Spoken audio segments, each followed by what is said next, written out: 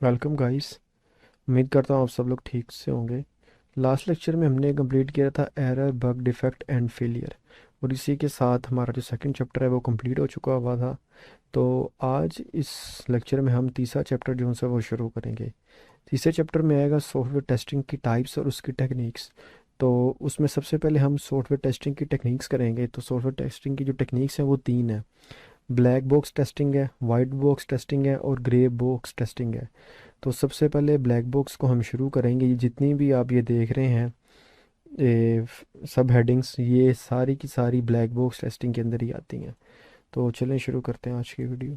Black box testing is a software testing method in which internal structure, design, implementation of the item being tested is not known to a tester। इसका मतलब ये है कि black box testing वो testing होगी जिसमें आपके लिए कोड को फेमिलियर होना ज़रूरी नहीं है। अंदर कोड किस तरह से लिखा गया है और उसका क्या डिज़ाइन है, कौन सी लैंग्वेज यूज़ की गई है, और इंटरनल स्ट्रक्चर आपके लिए लाजमी होना इम्पोर्टेंट नहीं है।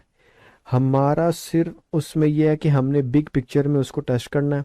कोई फील्ड है, यूज़र नेम की फील्ड है, पासवर्ड की फील्ड है, उसको हमने टेस्ट करना है। तो उसमें हमें बैक एंड पे क्या चल रहा है, बैक एंड पे किस तरह से कोडिंग की गई, हमें उससे कोई सरोकार नहीं होना चाहिए। हम जो टेस्टिंग करते हैं एज अ टेस्टर वो भी ब्लैक बॉक्स टेस्टिंग में ही आता है। तो ब्लैक बॉक्स की आगे जो डिविजन है उसके बारे में देखते हैं। तो सबसे पहले ना, जैसे ये मैंने आपको यहाँ पे दिखाया था कि ब्लैक बॉक्स के अंदर ये सारी टेक्निक्स आ जाती हैं।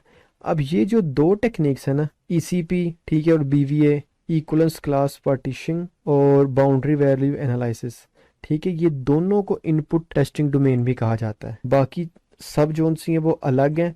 अगर बाजू का इंटरव्यू में आपसे ये भी पूछा जाता था इंटर डोमेन टेस्टिंग क्या होती है, तो उसमें आपको ये बताना पड़ेगा कि उसमें आप सिंपल ये इनके शॉर्ट वर्ड्स जो है वो याद कर लें, ईसीपी और बीवीए आप ये याद कर लें, बाकी नेम आपको ऑटोमेटिकली याद हो जाएंगे। इक्वल्स क्लास पार्टीशनिंग और बाउंड्री वैल्यू एनालिसिस जो सा ये दो हैं जिनको इनपुट डोमेन टेस्टिंग भी कहा जाता है।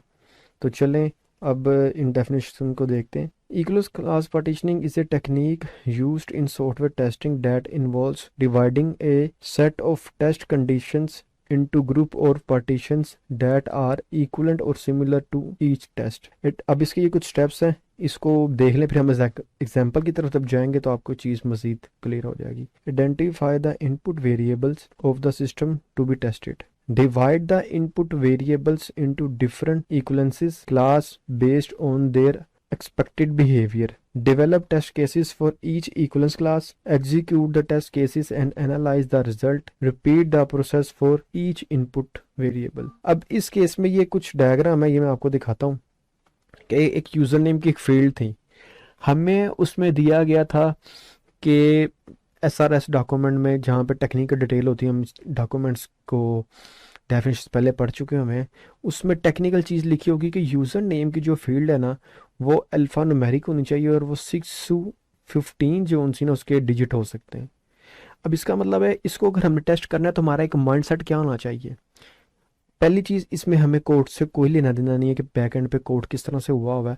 हमने इनपुट दे के ये अपनी बस फील्ड टेस्ट करनी है। तो उसमें हम इनपुट डोमेन में ईसीपी की जो है ना टेक्निक वो यूज़ करेंगे। अब वो टेक्निक क्या कहती है कि आपने ना इसकी क्लास बना लेनी है। अब आप ये देखें यहाँ पे 3 क्लासेस बनी हुई हैं, एक 0 से लेके 5 तक पार्टीशन है, 6 से लेके 15 तक पार्टीशन है ना, और ग्रेटर देन 15 जो उनसी वो एक पार्टीशन है।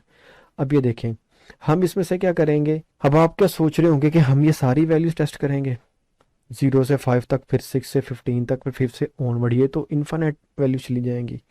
तो उसको अवॉइड करने के लिए ईसीपी हम यूज़ करेंगे। उसमें हम करेंगे क्या, एक वैल्यू पार्टीशन 1 से ले लेंगे, एक वैल्यू पार्टीशन 2 से ले लेंगे और 3 से ले लेंगे, और ये टेस्ट करेंगे कि हमारा रिजल्ट क्या आ रहा है। और आप ये देखें कि 0 से 5 के दरमियान हमारी वैल्यू जो सी है वो इनवैलिड आनी चाहिए, यानी कि यूज़र नेम नहीं सेट होना चाहिए। 6 और 15 के मिड में अगर हमने कोई वैल्यू या कोई पासवर्ड चूज़ कर रहे हैं, यानी कि 7 डिजिट, 6 डिजिट, 15 डिजिट, तो वो एक्सेप्ट करना चाहिए। और 15 से ग्रेटर देन हो तो उसको इनवैलिड आना चाहिए। अब इसमें यहाँ पे एग्जाम्पल्स लिखी हैं, वैलिड इनपुट्स क्या होंगी। पासवर्ड 1, क्योंकि पास और वर्ड ये 8 हो गया और ये एक 9 हो गया, ये आपका 6 और 15 के इन बिटवीन ही आता है। और ये आपके पास ये भी 8 हो गए, 8 और 3 11, तो ये भी आपके पार्टीशन 2 में आते हैं। अब जो इनवैलिड है वो ये हैं। अब ये 7 है, 7 आप कह रहे होंगे ये तो वैलिड में आता है, लेकिन ये है कि ये अल्फ़ा न्यूमेरिक होने चाहिए। तो ये अल्फ़ा न्यूमेरिक की वजह से रेंज तो इसकी ये आ रही है, लेकिन ये इस वजह से इनवैलिड होगी। क्यों? क्योंकि अल्फ़ा न्यूमेरिक नहीं है और ये खाली अल्फ़ाबेटिक है, लेकिन इसमें इशू ये है कि ये 15 से ज़्यादा है और इसमें डिजिट भी नहीं है, तो इस वजह से ये इनवैलिड होगा। तो हम ये एक वैलिड इनपुट बना के तो इसको टेस्ट कर सकते हैं अपने ये यूज़र नेम के लिए। हम ये टेक्निक यूज़ करेंगे। पासवर्ड के लिए भी एग्जांपल देख लेते हैं कि 0 से 7 जो उनसा है वो इनवैलिड है, और वैलिड क्या है कि आपका पासवर्ड है ना वो मिनिमम 8 और मैक्सिमम 20 डिजिट होना चाहिए, तो वो वैलिड है। और इनवैलिड क्या 20 से ज़्यादा, तो इसमें भी हम वही टेक्निक करेंगे कि कोई अब पासवर्ड आप डिजिट भी रख सकते हैं, अल्फ़ा न्यूमेरिक भी रख सकते हैं, सिंबल्स भी रख सकते हैं, तो उसमें डिजिट को ही देखा जाएगा कि वो 8 और 20 के दरमियान हो। और ये जो सब चीज़ें हम देखेंगे, जो एक लेफ्ट शिफ्टिंग का कॉन्सेप्ट पड़ा था कि हमने अर्ली टेस्टिंग कर लेनी है, अब जब हमारे पास एसआरएस आएगा ना तो टेस्ट केसेस हमने पहले ही बना लेने हैं, क्योंकि एसआरएस में लिखा होगा कि पासवर्ड की फील्ड में वैलिड इनपुट ये होनी चाहिए, तो हम उसी हिसाब से इनवैलिड के केसेस बना लेंगे और वैलिड के केसेस बना लेंगे। उसका फ़ायदा क्या है कि आपकी जो ये अर्लियर टेस्टिंग का एक कंसेप्ट हमने पढ़ा था, ये इसमें हम वो हर चीज़ पहले ही बना लेंगे और टेस्ट वाले सेक्शन में आके सिर्फ हम उस टेस्ट केसेस को एग्जीक्यूट कर रहे होंगे। तो ये उम्मीद है आपको इस सिनेरियो में भी समझ आ गया होगा कि डॉक्यूमेंटेशन और टेस्ट केसेस हम पहले ही बना लेंगे, सिर्फ टेस्ट वाले सेक्शन में आके इन टेस्ट केसेस को परफॉर्म कर रहे होंगे, क्योंकि उसी वक्त तो कोड हमारे पास आएगा। अब ये है क्रेडिट कार्ड के लिए valid input 16 digit credit card numbers, और इनवैलिड क्या लेस देन और more than 16 digit card numbers, alphabetic और स्पेशल करेक्टर। आपको भी पता है कार्ड के नंबर में सिर्फ नंबर होते हैं, अल्फ़ा न्यूमेरिक और करेक्टर और स्पेशल करेक्टर नहीं होते, और ना ही ये अल्फ़ा न्यूमेरिक की वैल्यू हम इसमें लिख सकते हैं। तो उसमें फिर आगे बात कि वैलिड में 16 ही है, ना लेस देन ना मोर देन, बाकी सब इनवैलिड होंगी। अब इसमें नो नंबर भी एक वैल्यू ही है, इस सेंस में कि आपने कोई भी नंबर दिए बगैर टेस्ट करना है कि वो कहीं एक्सेप्ट तो नहीं कर रहा वैल्यू, उसको एरर देना चाहिए। तो इसमें भी ये देखिए हमने क्लास बना ली, इसमें हमने 4 क्लासेस बना ली, और इस तरह से हमारे पास जो जो फील्ड आएगी एसआरएस के कोरस्पोंड हम उसमें से टेस्ट केसेस बना के उसको टेस्ट कर लेंगे, और ये होगी हमारी एक्सपेक्टेड रिजल्ट्स के जो आने चाहिए। लेकिन अगर हमारे सिस्टम ने 15 से ग्रेटर वैल्यू ले ली तो इसका मतलब है वो उसका एक्चुअल बिहेवियर है। तो हमने पहले भी डिस्कस किया था कि सॉफ्टवेयर की क्वालिटी क्या होती है कि एक्सपेक्टेड रिजल्ट्स और एक्चुअल रिजल्ट में जो फ़र्क होगा ना वो आपका बग एरर होगा। अब वो चाहे एक पॉजिटिव सेंस में हो, लेकिन वो कस्टमर एज आ उसको बग ही काउंट करेगा। क्यों? क्योंकि वो उसकी एक्सपेक्टेड वैल्यू से डाइवर्ट कर रही है। अब जो नेक्स्ट डेफिनेशन है इनपुट डोमेन टेस्टिंग में आती है वो है BVA, Boundary Value Analysis. Boundary Value Analysis is a software testing technique that is used to identify errors in software by focusing on the boundaries conditions of input domain. The input domain is the set of all possible inputs to a software system. अब आप ना ECP से ही BVA बना सकते हैं। इसका फ़ायदा क्या है कि अब ये देखें आप यूज़र नेम में आप कितनी की वैल्यूज़ एंटर कर लेंगे, 0 से 5, 15 तक, फिर आगे भी आप टेस्ट 100 भी टेस्ट कर सकते हैं, 1000 भी चेक कर सकते हैं, -1, 2, 3 वो भी टेस्ट करना पड़ेगा। तो इन सब चीज़ों को ना ख़त्म करने के लिए BVA आ जाता है। BVA में क्या होता है कि हम ना सिर्फ एजिस पे वैल्यू चेक कर लेते हैं, जैसा कि यहाँ पे लिखा हुआ है एज 18 से 56 होनी चाहिए, तो इसमें हम टोटल 6 वैल्यू चेक करेंगे। कैसे? पहले जो आपकी लोअर वैल्यू है उसमें से एक कम जो कि 17 आएगी, फिर एक्चुअल वैल्यू 18 बनती है वो, फिर मिनिमम वैल्यू में 1 + 1 जो कि 19 बनेगा, और इसी तरह जो अपर बाउंड्री है उसमें से एक कम वो बनेगा आपका 55, फिर वो मैक्सिमम वैल्यू क्या थी 56, और उसमें एक एडिशन जो कि 57। इससे ये होगा कि आपके लोअर बाउंड्रीज की 3 वैल्यू और अपर बाउंड्री की 3 वैल्यू चेक हो जाएंगी, और इसका मतलब ये है कि आपका ये फंक्शन एज पर एक्सपेक्टेड काम कर रहा है। आपको सिर्फ ये 6 टेस्टिंग करने की ज़रूरत है, ना कि ये सारी वैल्यू। इससे होगा ये कि आप बाकी जो एक्स्ट्रा एफर्ट है अपनी वो दूसरे टेस्ट केसेस में पुट कर देंगे, बनिस्बत ये कि इसमें आप बारी बारी हर वैल्यू को जोन सा वो टेस्ट करें। अगली जोन सी है टेक्निक, वो है decision table testing. Decision table testing also known as cause effective graphing is a black box testing technique that is used to test systems that have multiple inputs and outputs, where the output is dependent on the input and a set of rules. It is often used in complex system where there are multiple combination of inputs that can be tested. अब इसमें scenario इस तरह का है कि हमें ना ये एक स्टेटमेंट दी जाएगी, इसमें ये भी कंडीशन पॉसिबल है कि जो टेक्स्ट लिखा हुआ है ना, टेक्स्ट ये एसआरएस में हो और उससे आप टेस्ट केसेस ये बना लें। अब ये जो डिसीजन टेबल होगा ना वो होगा मल्टीपल इनपुट्स की बेस पे। अब इसमें आप देखें कि इनपुट क्या है कि आपने ट्रांसपोर्ट में जाना है तो टैक्सी या बस से जाएंगे, आप कहते हैं मैंने बस से जाना है, क्या बस से चले जाते हैं। फिर आ जाएगा कि नंबर ऑफ पैसेंजर कितने हैं, 1 से 30 कॉमन है, आप इसमें से ये चीज़ चूज कर लेते हैं। नेक्स्ट इसमें आएगा कि डिस्टेंस कितना है, डिस्टेंस आप कहते हैं कि 10 से 50 किलोमीटर बनता है, तो वो कहेगा कि आपने 3 इनपुट दी हैं और उसके अगेंस्ट जो आउटपुट आई है वो $4 है। यानी कि ये जो लेफ्ट साइड पे तीनों चीज़ें ये आपकी इनपुट यूज़ हो रही हैं और रिजल्ट में आपको ये जो अमाउंट है ये आउटपुट की फॉर्म में मिल रही है। अब ऊपर देखें, ऊपर हमारे पास एक वाइड रेंज थी, अब इसमें रेंज नहीं है, ये फिल्टर कह लें आप इसको कि अब हमारे पास फिल्टर है। अब हम फिल्टर सेलेक्ट करेंगे 3 और हमें एक चीज़ मिल जाएगी, तो ये डिसीजन है। इन वैल्यूज़ के कम्बिनेशन के साथ मिलके कोई ना कोई हमारी वैल्यू ये देखें इस तरह से बनेगी कि टैक्सी चूज़ करते हैं, नंबर पैसेंजर 1 से 2 हैं, डिस्टेंस 10+ किलोमीटर है तो $20 बनेगा। तो ये जो चीज़ है ना ये डिसीजन टेबल में आती है कि आपने एक टेबल बना लेना है। तो अब ये समझ लें कि जैसे ये आप फिल्टर लगाते जाएंगे, ये फिल्टर लगाने से आपकी एक आउटपुट बन जाएगी। तो ये आपका जो रिज़ल्ट है ना वो इनपुट वैल्यूज़ पे डिपेंड कर रहा है और इस वक्त इनपुट एक नहीं है, 3 इनपुट है जिसकी वजह से आपका डिसीजन होगा। तो उम्मीद है आपको ये डेफिनेशन समझ आ गई होगी। अब जो नेक्स्ट डेफिनेशन हमारी वो है state transition testing. In this technique the behaviour of the system is analysed based on different input conditions and the resulting transitions from one state to another state. अब इसमें देखें जो पहले सिनेरियो था ना हमारे पास, उसमें ये था कि 3 इनपुट्स थी और एक आउटपुट आती थी, यानी कि आपके पास मल्टी इनपुट्स होंगी तो आपके पास आउटपुट आ जाएगी। अब उसमें एक चीज़ मैं एक और एग्जांपल भी आपको देता चलूं कि फॉर एग्जांपल आपने ट्रांजैक्शन करनी है, किसी को पेमेंट भेजनी, तो आप अपने मोबाइल बैंकिंग ऐप से लॉगिन करेंगे। तो आप खुद सोचे किसी को पेमेंट ट्रांसफर करनी है तो उसके लिए क्या चीज़ होनी चाहिए, एक तो आपका अकाउंट वैलिड होना चाहिए, दूसरा आपके अकाउंट में पैसे होने चाहिए कि आपका अकाउंट ब्लॉक ना हो। ठीक है, ये 3 चीज़ें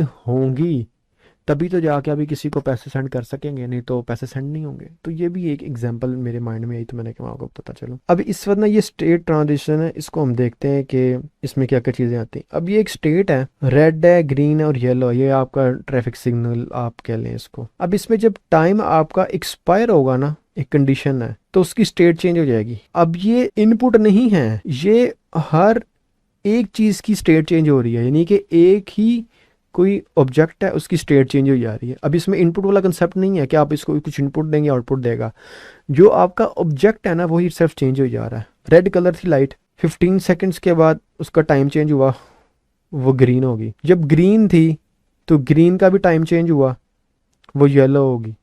येलो जब हुई तो उसका भी 15 सेकंड्स के बाद टाइम एक्सपायर हो गया और वो रेड होगी। तो आप ट्रैफिक लाइट की एग्जांपल ले सकते हैं कि उसकी स्टेट चेंज होती है। अब उसमें तो चले 3 लाइट्स होती हैं, आप सपोज कर लें कि ये एक ही लाइट है और उसकी स्टेट चेंज होती जा रही है। तो ये देखें, रेड है, टाइम एक्सपायर होगा तो ग्रीन हो जाएगी, टाइम एक्सपायर होगा तो वो येलो हो जाएगी, येलो एक्सपायर होगा तो वो आपके पास रेड हो जाएगी। तो इसी तरह ये आपका सिस्टम जो सा है वो चलता जाएगा। एक और एग्जाम्पल है शॉपिंग कार्ट की, हम देख लेते हैं कि इसमें हम किस तरह से देखेंगे जो सी आपकी स्टेट की जो ट्रांजिशन है उसको।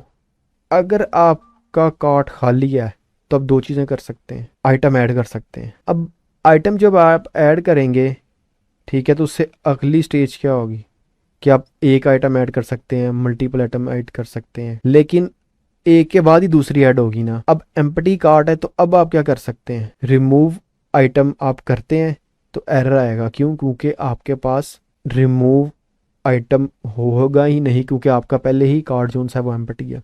तो ये एक स्टेट है। अगर आपके पास 1 आइटम है तो आप क्या कर सकते हैं, एक और ऐड कर सकते हैं, रिमूव कर सकते हैं, तो आपका कार्ट खाली हो जाएगा। और अगर आपके पास एक आइटम है, आप प्रोसीड करते हैं तो आपको चेकआउट पे ले जाएगा। यानी कि आपकी इसमें इनपुट भी है और स्टेट भी चेंज हो रही है आपकी करंट। अगर दो आइटम्स हैं तो क्या हो सकता है, आइटम एक और ऐड होकर 3 हो जाएगी, अगर एक रिमूव करते हैं तो 1 हो जाएगी। अगर दो आइटम के साथ परस्यू टू चेकआउट का तो आपको चेकआउट की तरफ ले जाएगा।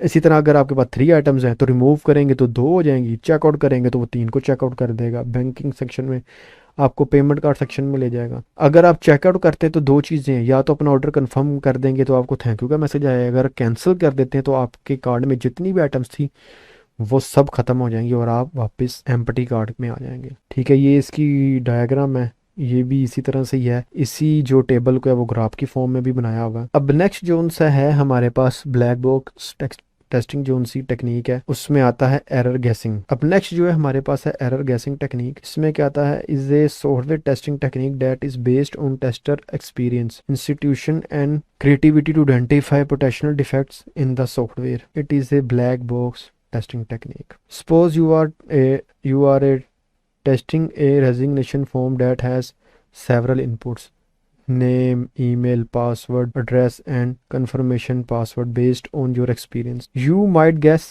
the user will enter invalid characters or leave required fields blank. You can design test cases that try to enter unexpected data such as special character in the name field, an invalid email address, or a password that is too short. तो ये है कि error guessing में है कि आपका जो experience होता है ना आप उसकी बेस पे टेस्टिंग करते हैं। अब हम पासवर्ड की ले लेते हैं एग्जांपल। अब आपको भी पता है कि पासवर्ड अल्फा न्यूमेरिक और अगर आप करेक्टर रखेंगे तो वो ज़्यादा स्ट्रॉन्ग हो जाएगा। यूज़र नेम के केस में आप ये करेक्टर कभी भी नहीं शामिल करते। तो अगर आपको वैसे ही कोई आ जाता है, आपके पास डॉक्यूमेंट में नहीं लिखा हुआ सर इसमें, तो आप खुद से भी अपना एक्सपीरियंस यूज़ करते हुए उसका जो उनसा टेस्ट केसेस बना सकते हैं। उसके बाद टेक्निक आती है यूज़ केस टेस्टिंग के। यूज़ केस टेस्टिंग होती क्या है, is a software testing technique that evaluates the software ability to meet the end user's requirements. A use case is a specific scenario that describe how a user interacts with the software system. Use case test involves creating test cases based on these scenarios to verify that the system behaves as expected. अब use case में आता है, जैसे आप ये समझ लें user case testing, यानी कि यूज़र जो आपको देगा ना सिनेरियो उसकी बेस पे आपने टेस्टिंग करनी है। अब ऊपर देखें, ऊपर जब हमने एसआरएस पढ़ा था तो हमने कहा था बिजनेस एनालिस्ट होगा वो डॉक्यूमेंट बनाएगा। ठीक है, बिजनेस रिक्वायरमेंट स्पेसिफिकेशन जो सा डॉक्यूमेंट होता है उससे यूज़र्स या कस्टमर या बिजनेस वाला जो स्पेसिफिकेशन वाला डॉक्यूमेंट होगा उधर से हम रिक्वायरमेंट स्पेसिफिकेशन वाला डॉक्यूमेंट बनाएंगे। लेकिन लाजमी बात नहीं है कि उसमें से आप ही टेक्निकल टर्म्स निकाल के एसआरएस बनाएं। क्लाइंट भी आपको दे सकता है कि ये फील्ड है तो आपने इसमें ये वाले टेस्ट केसेस लाजमी अप्लाई करने हैं। उस केस में जो होगी ना टेस्टिंग वो आपकी यूज़ केस टेस्टिंग आ जाएगी। फिर आ जाती है end to end testing. End to end testing जैसे नाम से आपको आइडिया हो गया होगा, is a type of testing that verifies the entire software application from start to finish including all system components and integrations involve in the application flow. अब इसमें हम क्या करेंगे, एप्लीकेशन को एंड टू एंड टेस्ट करेंगे। Login page login करेगा, पहले registration page ले आए, रजिस्टर करेगा, लॉगिन पेज आएगा, ऐड टू कार्ड आएगा, चेकआउट का सेक्शन आ जाएगा और पेमेंट मेथड आ जाएगा। तो हम थ्रू आउट टेस्टिंग करेंगे। अब आप खुद सोचें एंड टू एंड टेस्टिंग के अंदर क्या आएगा, यूज़ केस भी टेस्टिंग आ जाएगी जो कस्टमर ने आपको दी होगी। उसके बाद हम इनपुट डोमेन वाली टेक्निक्स लगाएंगे यूज़र नेम और फील्ड पे। उसमें डिसीजन भी आ जाएगा, बीच में स्टेट ट्रांजिशन भी आ जाएगी कि ऐड टू कार्ड भी हम चेक कर लेंगे, और एरर गैसिंग हमारी अगर कोई एक्सपीरियंस हो उससे भी हम टेस्ट कर लेंगे। In short end to end testing के अंदर ऊपर वाले ये सारे सिनेरियोज जो उनसे ना वो आ जाएंगे। अब ये जितनी भी हमने भी डेफिनेशंस पढ़ी हैं, ये वाली ECP, BVA, decision table, state transition, error guessing, ठीक है, use case testing, end to end testing, इन सब में आपने एक चीज़ कॉमन देखी होगी, इनमें से किसी भी जगह के पे हमने कोड की बात नहीं की कि कोड से हमें फेमिलियर होना लाजमी है। तो एज आ QA हम सिस्टम टेस्टिंग कर रहे होते हैं। अब सिस्टम टेस्टिंग में आगे आएगी क्योंकि अभी हम अपने जो कोर डेफिनेशन उसकी तरफ बढ़ते जा रहे हैं। तो आपने इन सब में देखा होगा हमें किसी जगह कोड की ज़रूरत नहीं पड़ी, और ये सारी ब्लैक बॉक्स टेस्टिंग आती है। और एक बहुत बड़ा क्वेश्चन है कि वो इंटरव्यू में पूछते हैं कि एज आ क्यू आप कौन सी टेस्टिंग टेक्निक यूज़ करेंगे, तो हम ब्लैक बॉक्स टेस्टिंग यूज़ करेंगे। और ब्लैक बॉक्स टेस्टिंग के अंदर हम अपने किसी भी सिनेरियो के अंदर, सिनेरियो क्या होगा कि हमने यूज़र नेम की फील्ड चेक करनी है, टेस्ट करनी है, तो हम ये सारी टेक्निक्स उसके ऊपर अप्लाई करेंगे। तो चलते हैं नेक्स्ट जो हमारी डेफिनेशन बनती है वो ये है। अब इसमें लेफ़्ट पे ना ये मैंने डेफिनेशंस लिखी हुई एडहोक की, एक्सप्लोरेटरी टेस्टिंग की और मंकी टेस्टिंग और गुरिल्ला टेस्टिंग, ये 3 किस्म की टेस्टिंग होती हैं। तो आप इनको पढ़ लें या ये डायग्राम मैंने यहाँ पे, तो आप इस जोन सा ना इसको टेबल को जोन सा ना वो आप कर लें। ये जो 3 डेफिनेशंस है ना, एडहोक, एक्सप्लोरेटरी, मंकी या गुरिल्ला टेस्टिंग, आप इनकी ये डेफिनेशन की टेक्निक पढ़ लें या ये जो टेबल है ना इसको याद कर लें, तो आपकी ये तीनों डेफिनेशंस कवर होंगी। मैं आपको यही कहूँगा, बेटर यही है कि आप ये जो टेबल है ना इसको आप याद कर लें। अगर आपने इसको याद कर लिया, आपकी तीनों जो से डेफिनेशंस क्लियर हो जाएंगी। अब इसको आपने याद कैसे करना है, आपने इन तीनों में ना एक एक चीज़ का डिफरेंस है, बाकी हर चीज़ इन सब में सेम है। एडहोक में होता है कि आपको कोई डॉक्यूमेंटेशन नहीं दी जाती, एक्सप्लोरेटरी टेस्टिंग में भी आपको कोई डॉक्यूमेंट नहीं दिया जाता। डॉक्यूमेंट कौन सा? इस केस में एसआरएस डॉक्यूमेंट होगा या टेस्ट प्लान होगा, आपको एक एप्लीकेशन दी जाएगी और आपको हो जाएगा इसकी टेस्टिंग करें। तो तीनों केसेस में आपको डॉक्यूमेंट नहीं दिया जाएगा और ना ही इन तीनों का कोई प्लान होगा, टेस्ट प्लान कह लें आप। तीनों ही इनफॉर्मल टेस्टिंग होगी। अब जो हम एज अ क्यूए करेंगे वो फॉर्मल टेस्टिंग करेंगे। इनफॉर्मल ज़्यादातर ये होता है कि जब आप किसी कंपनी में न्यू आए हैं ना, तो अगर आपका एक्सपीरियंस ई कॉमर्स साइट का है और आप किसी ई कॉमर्स साइट वाली ही कंपनी में गए हैं जो ई कॉमर्स साइट से बनाती है, तो वो आपको करेंगे क्या, एक एप्लीकेशन दे देंगे और कहेंगे इसको एक्सप्लोर करो, इसको एक्सप्लोरेटरी टेस्टिंग करो या एक्सप्लोर करो। ये इंटरव्यू पे पूछा जाएगा कि आपको एप्लीकेशन कोई देता तो आप क्या करेंगे, अगर डॉक्यूमेंटेशन नहीं है तो आप कहेंगे हम एक्सप्लोरेटरी टेस्टिंग करेंगे उसमें बेस्ड ऑन आवर एक्सपीरियंस। तो उसमें आपको कोई डॉक्यूमेंट नहीं दिया जाएगा, ना प्लान दिया जाएगा, ये इनफॉर्मल होगी और रैंडम टेस्टिंग होगी। ये देखें इस सब में ना ये चीज़ें कॉमन है, बाकी चीज़ें भी कॉमन है तो उसको भी डिस्कस करते हैं। No plan, no document, informal और रैंडम टेस्टिंग। उसके बाद आ जाता है कि एडहोक में टेस्टर को एप्लीकेशन का नॉलेज होना लाजमी है। कैसे कि अगर हमने जैसे एग्जांपल ली थी कि आपने आपको एप्लीकेशन दी जाती है कि इसकी टेस्टिंग करें, अगर आप ई कॉमर्स वाली साइट से काम करके आ रहे हैं बैकग्राउंड से, तो आप उसकी एडहोक टेस्टिंग कर रहे होंगे। अगर आपके पास उसका एक्सपीरियंस नहीं है तो वो आपके लिए एक्सप्लोरेटरी टेस्टिंग होगी कि आपने उसको एक्सप्लोर करना है। इस केस में क्या हो सकता है कि आपका प्रीवियस बैकग्राउंड हो ई कॉमर्स साइड का, जो न्यू कंपनी आपने ज्वाइन की है वो आपने की है HMIS की, जो कि हॉस्पिटल मैनेजमेंट इंफॉर्मेशन सिस्टम बनाती है, तो उसमें आप एक्सप्लोर कर रहे होंगे, आपको प्योर नॉलेज जो उनसे ना वो नहीं होगा, तो इस केस में आप करेंगे। अब इसमें मैंने ग्रीन कलर इस वजह से रखा हुआ है कि आपने ये ग्रीन वाली 3 लाइनें याद करनी है और बाकी जोन सेंस का इन्वर्ट कर देना। जैसे टेस्टर नॉलेज अबाउट एप्लीकेशन, अगर एडहोक में नॉलेज होना चाहिए तो बाकी में उसको नॉलेज की रिक्वायरमेंट नहीं है, मंकी टेस्टिंग में भी रिक्वायरमेंट नहीं है। अब एडहोक में क्या होता है, intention to break the application find bug. अब इसमें आपका जो एक्सपीरियंस होगा, आपको आइडिया होगा कि एप्लीकेशन कहाँ पे ब्रेक होगी, मैंने इसको किन पॉइंट से टेस्ट करना है ताकि इसमें बग आ जाए। हमने इसको एक तो फाइंड बग होता है और एक टर्म ये भी यूज़ होती है ब्रेक द एप्लीकेशन, कि हमने एप्लीकेशन को ब्रेक करके देखना है कहाँ पे उसका बग आता है। तो इसमें ये आपका आंसर आएगा। अब इसमें क्या आएगा, हमने ब्रेक करना है। एक्सप्लोर में क्या करना है, हमने लर्न करना है और एप्लीकेशन को एक्सप्लोर करना है। और इसमें भी हमने एप्लीकेशन को ब्रेक करना है। गेमिंग है, गेमिंग आपको भी पता, आपने हर चीज़ चेक करनी है।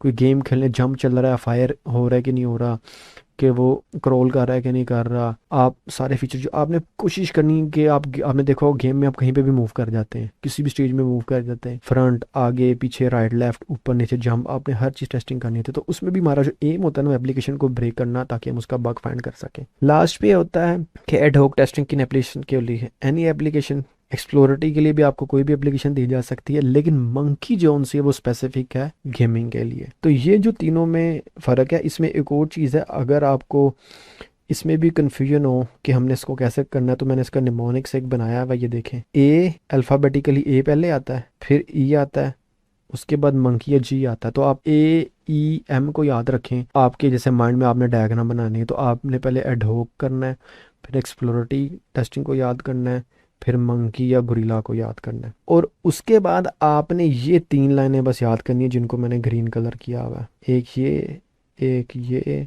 और एक ये। बाकी चीज़ें आप देखें सब में कॉमन है, no plan, no documentation, informal testing और रैंडम, ये इधर कॉमन है। अगर आपने एडहोक का याद कर लिया कि आपको एप्लीकेशन का नॉलेज होना चाहिए, तो बाकी दो में नॉलेज नहीं होना चाहिए। फिर आ गया एक्सप्लोरिटी। एक्सप्लोरिटी में क्या है, नाम से आपको पता है हमने एप्लीकेशन को एक्सप्लोर करना है, बाकी दोनों में हमने एक्सप्लोर नहीं करना है, एप्लीकेशन को ब्रेक करना है। और लास्ट पे गेमिंग के लिए यूज़ होता है, और बाकी जो है वो कोई भी एप्लीकेशन पे हम यूज़ कर सकते हैं। तो उम्मीद है इसका जो निमोनिक्स मैंने एक बनाया है, एक टेक्निक सी, उससे आपको इसको याद करने में काफ़ी मदद मिल जाएगी। तो बल्कि इसकी डेफिनेशन भी देख लेते हैं। Ad hoc testing is a type of software testing done with no formal testing techniques requirements, no plan और नो डॉक्यूमेंट।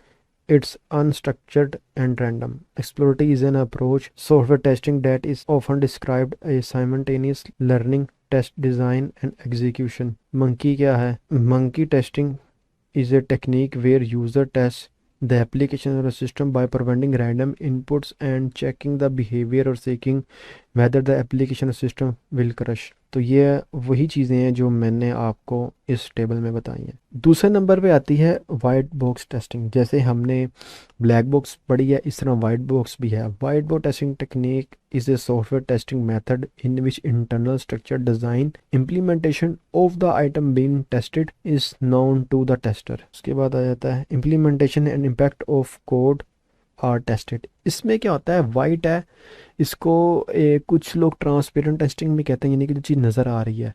तो इसमें आपका कोड का फेमिलियर होना लाजमी है। अब जैसे याद है हमने ऊपर टेस्टिंग पढ़ी थी कि डेव का एक एनवायरनमेंट होता है, तो डेव वाइट बोर्ड टेस्टिंग कर रहा होगा, उसमें उसको कोड को देख रहा होगा, और वो अपने एंड पे भी जब ये कोड बनाएगा इस पॉइंट पे भी ये अपनी टेस्टिंग कर रहा होगा। वाइट बॉक्स में आपकी एक टेस्टिंग टेक्निक आगे आती है, लेवल एक आता है, उसको हम आगे पढ़ स्टडी करेंगे।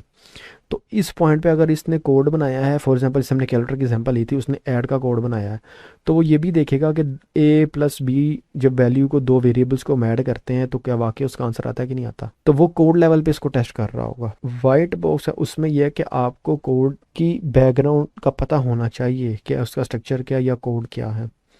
अब तीसरी जो टाइप है वो है grey box. White box plus black box testing technique means you have to some idea about code. इसमें यह कि आपको कोड के बारे में आइडिया होना चाहिए। कुछ ऐसे डेवलपर्स होते हैं जो कि 2 से 3 साल बाद अपने करियर को ना एज अ क्यूएल कंटिन्यू करना शुरू कर देते हैं, तो उसमें उन चीज़ों का थोड़ा बहुत आइडिया होता है, तो वो क्या करते हैं, कोड का उनको आइडिया हो जाता है, तो वो क्या करते हैं, ग्रे बॉक्स टेस्टिंग कर रहे होते हैं। और ये ज़्यादातर ना जब 2 से ज़्यादा मॉड्यूल आपस में मिलते हैं ना, इंटीग्रेशन टेस्टिंग, उसमें वो कर रहे होते हैं कि उनको थोड़ा बहुत आइडिया हो जाता है कि इसके बैकग्राउंड में क्या चल रहा है, तो वो as a QA grey box testing भी कर सकते हैं। ठीक है, वो जैसे ऊपर वाला हमने एज वाला एक सेक्शन पढ़ा था, और इनमें किसी पे भी ये लोग टेस्टिंग टेक्निक दे सकते हैं कि यार अच्छा ये वैल्यू अगर इनपुट वैलिड ले रहा है नहीं ले रहा, वो इंस्पेक्ट कोड करके उसके मतलब के देख सकते हैं कि जहाँ पे उसका कोड पड़ा हुआ है कि ये वाकई ही बैकग्राउंड पे भी ठीक है कि नहीं है। मे बी वो इनवैलिड इनपुट ले ले, तो वो बैक एंड पे जाके देख लेगा कि ये इनवैलिड इनपुट क्यों एक्सेप्ट कर रहा है, और डेवलपर को बता देगा कि आपके कोड में मसला है, मैंने वहाँ से भी एक दफ़ा वेरीफाई कर लिया। तो ये जो सी थी आज के लेक्चर में, हमने वाइट बॉक्स, ब्लैक बॉक्स और ग्रे बॉक्स टेस्टिंग टेक्निक्स तीनों पढ़ी हैं। तो आपने ये वर्ड में जो बोल रहा हूँ ना, आपने कोशिश करनी है थ्रू आउट में जितनी भी वीडियो उसमें आपने मेरे वर्ड को माइंड में रखना है। डेफिनेशन जो यहाँ पे लिखी होगी वो बुकिश डेफिनेशन लिखी होगी, जो मैं आपको बता रहा हूँ वो इंटर पॉइंट ऑफ व्यू से, और जो आपको एक्चुअल लाइव इन्वायरमेंट में चीज़ें आनी है वो उस तरह से चल रही होंगी। आपने उन चीज़ों को अपने माइंड सेट में रख के इंटरव्यू देना है। उम्मीद है ये वीडियो आपके लिए काफ़ी इन्फॉर्मेटिव रही होगी। Thanks for watching this video.